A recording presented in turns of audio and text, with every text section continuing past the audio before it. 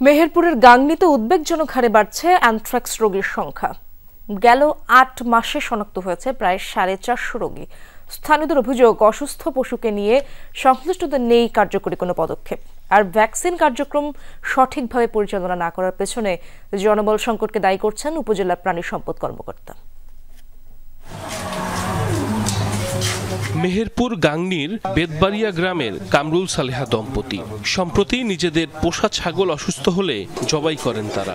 মাংস কাটার সময় কাকতালীয়ভাবে দুজনেরই দুটি আঙুলের কিছু অংশ কেটে যায়। পরে সেই ক্ষতস্থানে তৈরি হয় ঘা। পল্লী চিকিৎসকের পরামর্শে উন্নতি না হওয়ায় যান সদর হাসপাতালে। সেখানেই জানতে পারেন অ্যানথ্রাক্সে আক্রান্তের কথা। আর একটু গুতা নাইলো নাকি সাইডে দুদিন গাছ খাইতে আসুন ব্যথা করলো না করি। তারপরে দিন ধরেন যে আমি আস্তে আস্তে বাড়িতে খাওয়া দাওয়া করি, নৌকা আমার হাঁটে যাইছে। খাওয়ার পরে একটু কমিছে, এখন ভালোই আছি। কামরুল সালেহার মতো উপজেলার আরো কয়েকটি গ্রামে এই প্রাদুর্ভাবের খবর পাওয়া গেছে। রোগাক্রান্ত পশুর মাংস খাওয়া এবং এর সংস্পর্শে গিয়ে আক্রান্ত হলেও অনেকেই জানেন না এর ভয়াবহতা। স্থানীয়দের অভিযোগ, অসুস্থ পশু জবাই ও বিক্রি বন্ধে কার্যকরী পদক্ষেপ না থাকায় বাড়ছে অ্যানথ্রাক্সে আক্রান্তের সংখ্যা।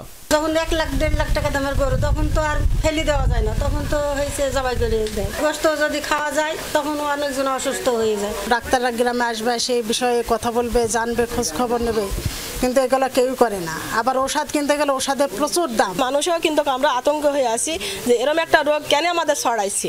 সচেতনতার পাশাপাশি আক্রান্তদের দ্রুত সেবা নেওয়ার পরামর্শ দিয়েছেন চিকিৎসকরা।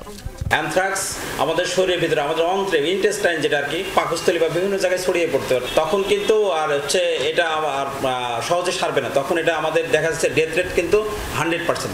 জনবল সংকটের কারণে অসুস্থ পশুর ভ্যাকসিন কার্যক্রম সঠিকভাবে পরিচালনা করা যাচ্ছে না বলে জানান উপজেলা প্রাণী সম্পদ কর্মকর্তা। প্রাণীগুলা থেকে আমরা যদি অ্যানথ্রাক্স কন্ট্রোল করতে চাই, আমাদের 85% বা 85% প্রাণীকে টিকার আওতায় নিয়ে আসতে হবে এবং এটা রুটিনলি এই প্র্যাকটিসটা চালু রাখতে হবে। যেটা বর্তমান আমার যে সক্ষমতা, এই সক্ষমতায় আমাদের এটা বাস্তবায়ন করা খুবই কঠিন। সিভিল সার্জন জানান, অ্যানথ্রাক্স প্রতিরোধে সচেতনতা কার্যক্রম অব্যাহত রেখেছে স্বাস্থ্য বিভাগ।